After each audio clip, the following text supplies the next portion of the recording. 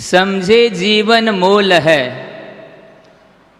आचार्य महाराज जी ने अनेक दोहे क्या दोहा शतक लिखे हैं, सर्वोदय शतक, पूर्णोदय शतक, आपने पढ़ा भी होगा। समझे जीवन मोल है, ना समझे तो खेल, खेल खेल में युग गए वही खिलाड़ी खेल। अनादिकाल से चारों गतियों के माध्यम से हम संसार में परिभ्रमण कर रहे हैं। प्रत्येक जीव सुख की प्राप्ति की अभिलाषा करता है और दुख से दूर रहना चाहता है। लेकिन ये सुख और दुख, इसके कारण क्या है? संसार और संसार का कारण क्या है? तो इससे छूटने का उपाय मोक्ष, और मोक्ष का कारण क्या, इसका स्वरूप जाने बिना चाहते हुए भी हम सुख प्राप्त नहीं कर सकते।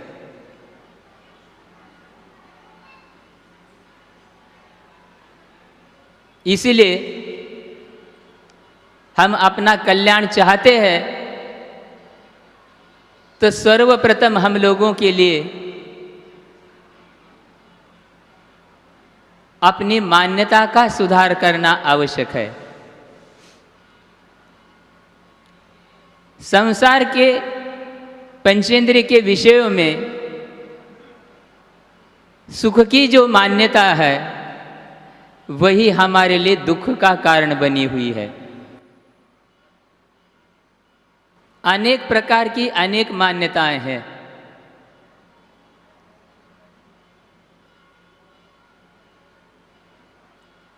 लेकिन इन विषयों के माध्यम से यदि सुख की प्राप्ति होती तो फिर ये महान पुरुष तीर्थंकर आदि इतना वैभव होते हुए भी जिनके सेवा के लिए इंद्र आदि स्वयं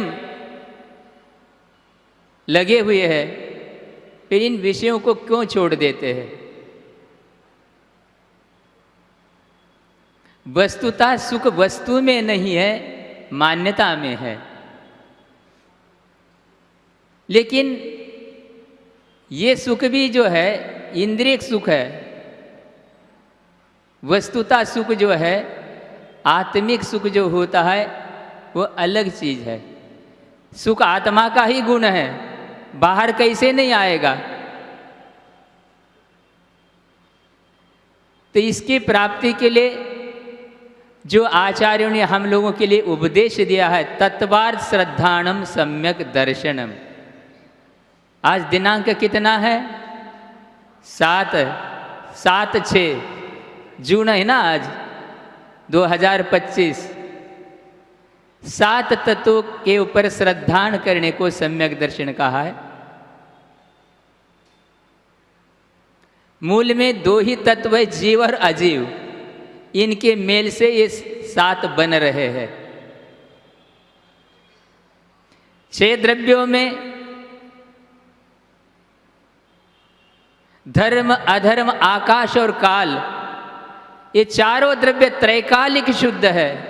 इसमें किसी भी प्रकार के विपरीत परिणमन ना हुआ है, ना हो रहा है, ना भविष्य में होगा। पर 2 ही द्रव्य है, जीव और पुद्गल, जिसमें स्वभाव और विभाव रूप परिणमन होता है।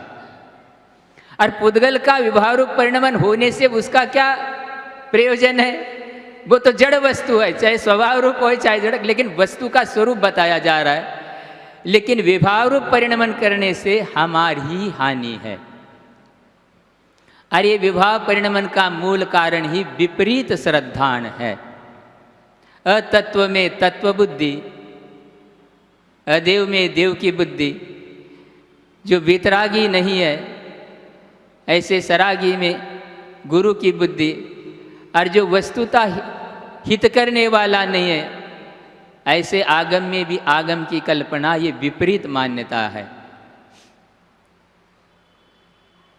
इसलिए आचार्यों ने कहा, जब तक हमारी कषाय नहीं घटेगी, विशुद्धि नहीं बढ़ेगी, तब तक सम्यक दर्शन भी प्राप्त नहीं होगा।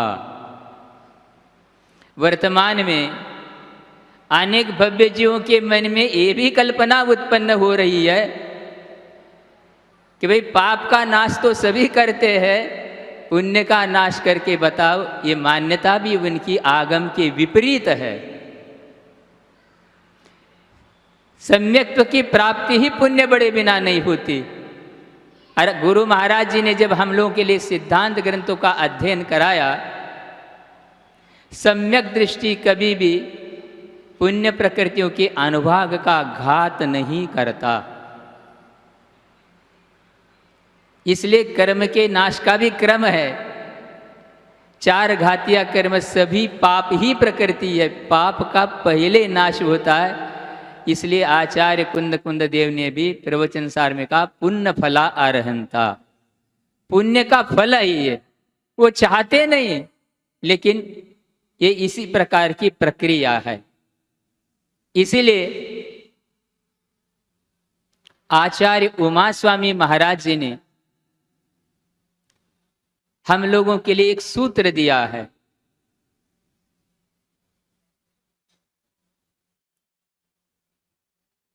कौन से अध्याय में?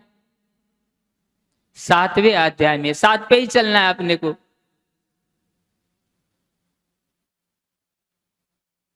कौन सा सूत्र दिया?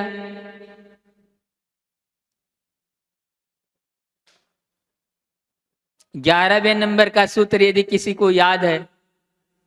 11 प्रतिमा है ना। मैत्री प्रमोद कारुण्य माध्यस्थानि सत्व गुणादि क्लिश्यमाणा विनयेषु। मेरे विचार से एक एक सूत्र में भी आप लोग यदि इसके बारे में गहराई से सोचोगे, जो आचार्य पूज्यपाद देव की सरबार सिद्धि टीका है, भट्टा कलंग देव की तत्वार्थ वार्तिक है, आचार्य विद्यानंद जी महाराज जी की श्लोक वार्तिका अलंकार, आपस में आप क्या कर रहे हैं? सुन रहे ना? सुनने के लिए अपन बैठे हैं, और सामने बैठ कर के आप तो दूसरे लोगों को व्यवधान होगा। अच्छी बात कही रहे, अपने तरफ से बात ही नहीं कर रहे। आचार्य उमा स्वामी महाराज पूज्यपाद देव, जो आचार्यों ने हम लोगों के कल्याण के लिए मार्ग बताया, चर्चा उसकी चल रही है। मैं अपने तरफ से कुछ नहीं कह रहा हूं, ना कोई कहने की मेरी इच्छा है। क्यों? इतने महान आचार्य होकर के गए, उसी आधार से गुरुवर ने हम सब लोगों के लिए कल्याण का मार्ग दिखाया है।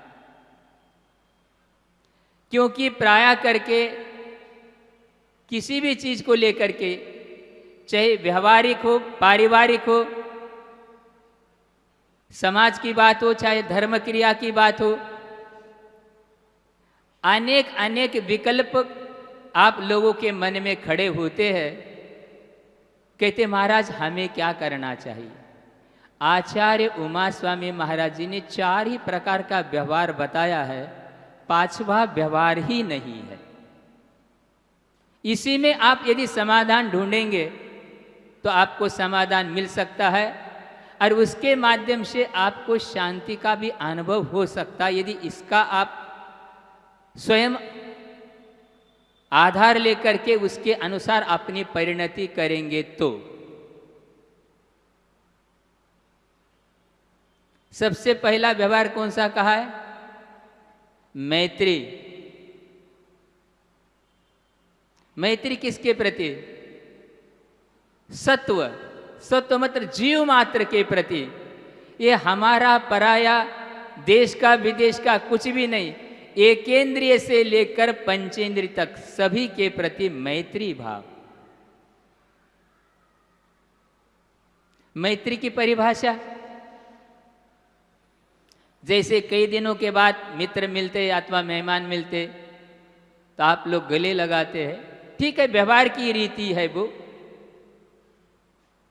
लेकिन हम लोगों के लिए विधि मान्य नहीं है। ये सुन रहे हैं ना आप लोग, ये भी सुनना, इस श्रावकों की रीति तो व्यवहार में कोई बाधित नहीं है गले लगाना, लेकिन श्रमणों के लिए ये आगम इसका निषेध करता है, विधि नहीं। विधि और निषेध ये दोनों अविनाभावी है, मतलब इसका निषेध कर दिया श्रमणों के लिए तो इसकी विधि भी वहां पर बताई गई है। लेकिन मैत्री की परिभाषा आचार्य पूज्यपाद देव ने जो इसकी टीका लिखी है सर्वार्थ सिद्धि, शायद मेरे विचार से ऐसे संसार में कहीं भी मैत्री की परिभाषा आपको पढ़ने को नहीं मिलेगी।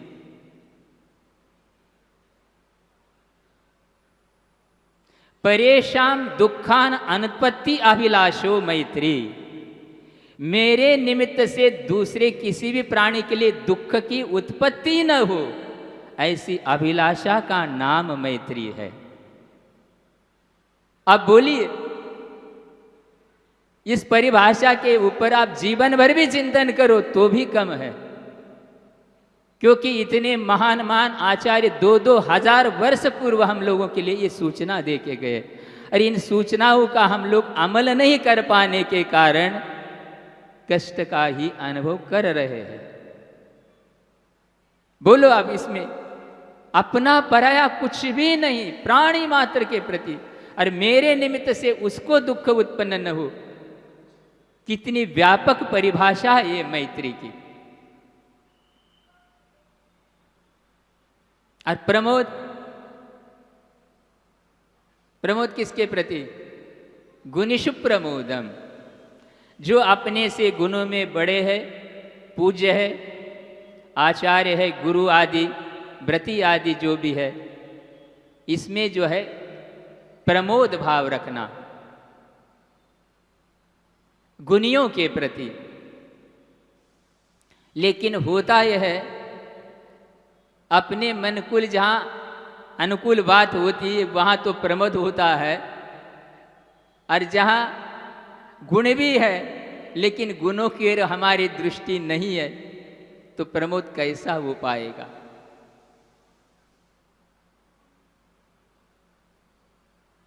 उसके बाद कौन सी भावना है? कारुण्य। कारुण्य का अर्थ क्या है? करुणा, दया। किसके प्रति? जो दीन दुखी है, अभावग्रस्त है, किसी भी प्रकार से, कोई बुद्धि से विकल है, कोई धन से विकल है, कोई शरीर से विकल है, उसके प्रति ये भाव आए कि इसका कष्ट कैसा दूर हो, पीड़ा कैसी दूर हो, अपने से जो भी बने उसके प्रति वो करने का भाव हमेशा करना चाहिए। कोई व्यक्ति रास्ते से जा रहा, असावधानी से कारण ठोकर खा गया, गिर पड़ा, खून बहने लगा, तो क्या करना है? भाई मरहम पट्टी करो उसकी। नहीं कर पा रहे, गुरुदेव ने बहुत, मतलब वही चीज उन्होंने भी उसमें लिखी, भाव हमेशा क्या होना चाहिए? मरहम पट्टी बांधकर व्रण का कर उपचार। दिख रहा है आपको आंखों के सामने, लूलहान हो गया है, तो करुणा क्या चीज है? आचार्य वीरसेन महाराज जी ने षटखंडागम की टीका धवला जैसे महान सिद्धांत ग्रंथ में उन्होंने कहा, करुणा जीव का स्वभाव है।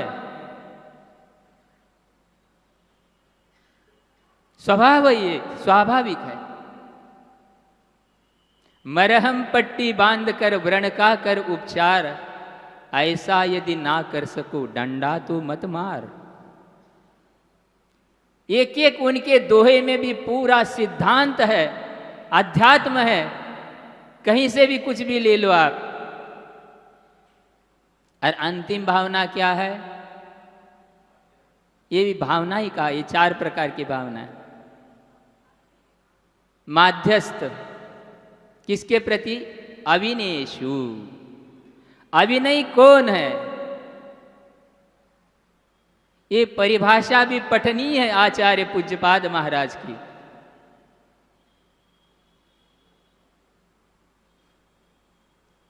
जो महाराज जी को नमस्कार नहीं कर रहा, भगवान के पास नहीं आ रहा, वो तो ठीक है, अपन उसको कह रहे व्यवहार से, लेकिन आचार्य पूज्यपाद देव अविनय किसको कहते हैं? इस परिभाषा की ओर भी कभी हम लोगों की दृष्टि गई है आज तक? तो महाराज स्वाध्याय करेंगे जब तो जा पाएगी।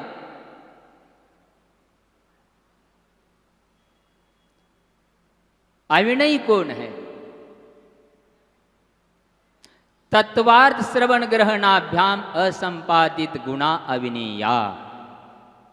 जीवाजी जो तत्व है, पदार्थ है, इसको सुनने का, ग्रहण करने का गुण जिसके पास नहीं है, वो अविनयी है। मत बताओ हमें शास्त्रवाद, तत्वार्थ सूत्र सब पढ़ा है हमने तो 10 लक्षण में दूसरी जगह भी हमने भाषण दिया, हमें क्या बता रहे हैं? मतलब आगम की अवज्ञा करने वाला,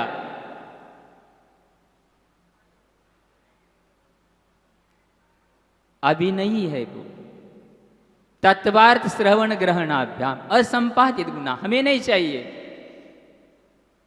आगम के बिना हम लोगों के लिए कल्याण का मार्ग बताने वाला आज मूल आधार है ही कौन?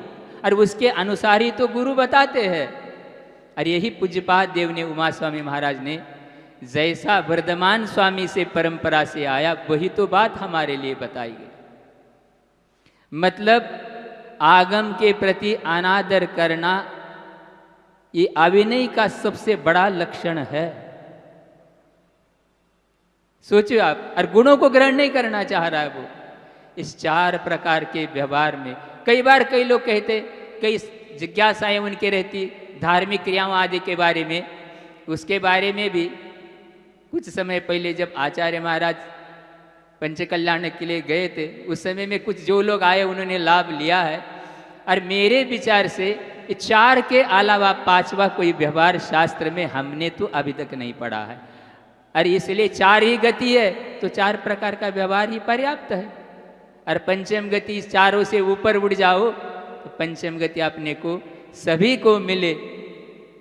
आज मेरे विचार से शायद पनागर वाले लोग ज़्यादा, और भी बाहर से ही आए हैं लोग आचार्य महाराज के चरणों में निवेदन करने के लिए, क्योंकि चातुर्मास का अवसर अभी प्राप्त है। अच्छी बात है। इसलिए सबके जीवन में शांति और सुख का अनुभव करने के लिए 4 प्रकार का व्यवहार इतना अच्छा है, इससे बढ़कर और कोई भी व्यवहार ना आज तक हमने किसी को बताया, ना आज तक हमको ये कभी ऐसा पता चला है। इसलिए अपने को इसी में समाधान मान लेना चाहिए और इसी को बार बार चिंतन करना चाहिए। 4 में ही सब कुछ आ गया और 4 से ऊपर उठेंगे तो हमारे लिए वर्धमान स्वामी वहाँ पर दूर नहीं है, लेकिन उसी रास्ते पर चलना पड़ेगा, आचरण में भी लाना पड़ेगा। विश्वास तो एक अपनी जगह है, ज्ञान भी अपनी जगह है, लेकिन जब तक हम उतारेंगे नहीं और साम्य भाव का अनुभव नहीं करेंगे तब तक हमारे लिए, हम लोगों के लिए भी दुर्लभ है ये मत समझना। क्योंकि आचार्यों ने शास्त्र में ये भी कहा है, उपदेश के बहाने अपने आत्मा को भी समझाना है। आचार्य शुभचंद्र महाराज जी ने, जब हम लोग गुजरात में थे तारंगा में, ज्ञानार्णव ग्रंथ पढ़ाते थे आचार्य महाराज, अनुप्रेक्षा इतना अनूठा ग्रंथ है, इतना सार भरा हुआ सभी ग्रंथों में। साम्य भावित भावानाम सात्सुकम्यन मनीषिणाम तन्मन्ये ज्ञान साम्राज्य समत्वमेव लंबते। आचार्य शुभचंद्र महाराज कह रहे, मैं तो ऐसा ही मानता हूँ, जिस श्रमण ने साम्य भाव का अवलंबन किया तो केवल ज्ञान साम्राज्य को ही उसने प्राप्त किया। साम्य भाव के बिना कोई भी साधना हमारे लिए कार्यकारी नहीं है। इसलिए हम लोग इसका अनुभव करते हुए अपने कल्याण के मार्ग की ओर बढ़े। समय आपका पूरा हो चुका है। समय तो 9:30 बजे तक का ही है। आप लोग इतने लेट करते हैं। रोज जल्दी आना चाहिए कि नहीं आना चाहिए? अपन जो है सोते रहते, धीरे धीरे आते महाराज। तो ये आप धीरे धीरे तो ऐसा ही है, सोते रहो तो सोते ही रहोगे, जगोगे कब? इसलिए हम सभी लोग इस प्रकार अपने आत्मिक सुख को प्राप्त करें इसी भावना के साथ। बोलो महावीर भगवान की। बोधि समाधि परिणाम शुद्धि स्वात्मोपलब्धि शिव सौ की सिद्धि चिंतामणिम चिंतित वस्तु दाने त्वामंदमानस ममास्तु।